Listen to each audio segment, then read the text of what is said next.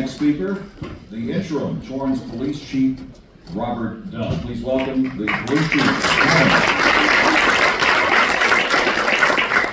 Good evening, everyone. Thanks for making the time to be out here with us tonight, and I think the sheriff teed up pretty well for me. I'll talk about what street level enforcement, or how kind of the beginning of the criminal justice system looks.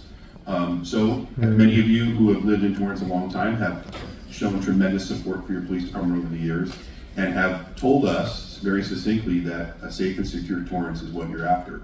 And our officers are charged with every day going out there and making your city, our city, safe and secure. And that means their charge when they get calls for service or when they're out making proactive stops is to put holistic cases on people who are doing bad things and victimizing people in our community, or victimizing businesses within our community. And so it is our culture at the Torrance Police Department to put very high quality cases on people and do very thorough investigations. And so when we get a call to, let's say, our mall, which is a very large facility in our city, and the call is of a shoplifter, our officers will go and triage that call. They will look to the person's criminal history, which they can do through connection with our communications center. And if they have qualifying priors, then they will make that felony arrest and take them forthwith. The other thing, because of the support of our community, our city council, and our city leadership, we operate our own Type 1 jail facility, which allows us to take people into custody and bring them back to our station and get them housed pending medical triage. And that's where the sheriff, when he's touching on how does that impact you if the men's central jail closes, well, there are certain thresholds that suspects can meet if they have medical issues or other disqualifying booking issues. Then we would transport them from our jail facility to the sheriff's jail facility if there is a place for us to go.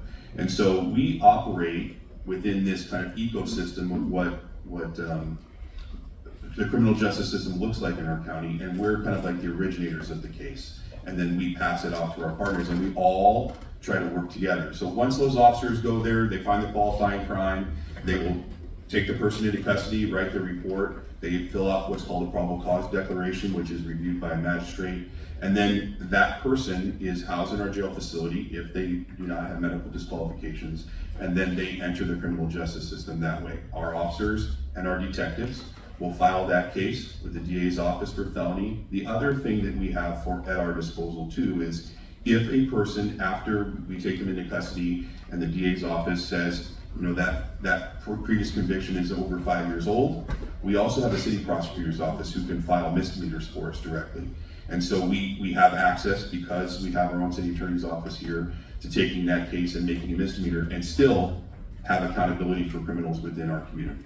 And so our officers, their charge, and they do this every single day, and they do it very well, is to go out there and put high quality cases on suspects of crimes who are here to victimize our residents or our businesses. And they do that in two ways. One, when you call and alert us to the crime that has occurred, or they do it through proactive police work, making car stops, getting out and talking to people who are riding around on bicycles in the middle of the night, those types of things. And so, and we are doing that every day here in the city of Torrance.